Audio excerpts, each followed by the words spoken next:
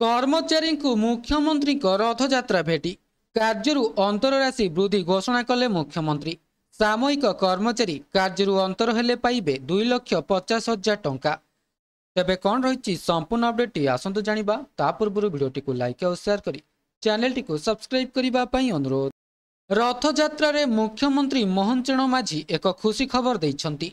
बढ़िला सामयिक कर्मचारी कार्यांतर राशि कार्यु अंतर राशि वृद्धि घोषणा कले मुख्यमंत्री। सामयिक कर्मचारी कार्यु अंतर हेले 2,50,000 टंका पाइबे। पूर्व सामयिक कर्मचारी पाउथिले एककालीन 1,50,000 टंका। वर्तमान एही राशि को वृद्धि करिसेंती मोहन चरण माझी। सामयिक कर्मचारी माने कार्यु अंतर हेले सेमानकु एककालीन 2,50,000 टंका मिलिबो।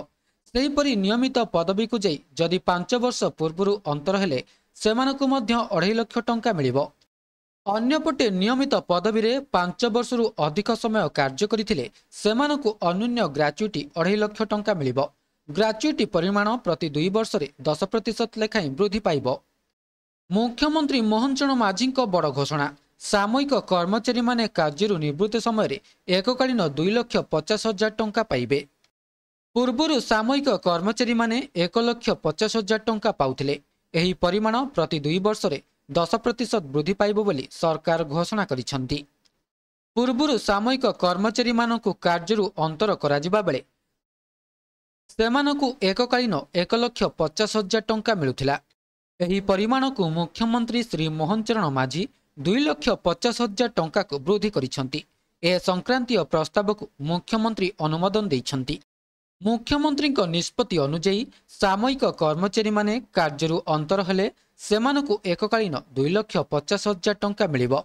जदि सामयिक कर्मचारी माने नियमित पदवी को जाइथिबे किंतु 5 वर्ष पूर्ण करिनथिबे तेबे से क्षेत्र रे सेमानकु मध्य 2,50,000 टंका एककालीन राशि मिलिबो बोली घोषणा करा जायछि।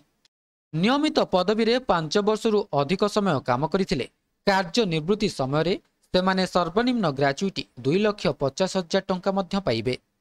एहा सहित एही एककालीन ग्राच्युटी परिमाण प्रति 2 वर्ष रे 10% लेखाई वृद्धि पाइबो बोली निष्पत्ति निया जायछि।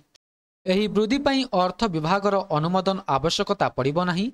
विभाग माने निजे प्रति 2 वर्ष रे एही परिमाण वृद्धि करि परिबो बोली निष्पत्ति निया जायछि। तेबे यह थिला संपूर्ण अपडेट। वीडियोटी भल लागिथिले वीडियोटी को लाइक करंतु, शेयर करंतु एवं चैनल को सब्सक्राइब करने को भूलंतु नहीं।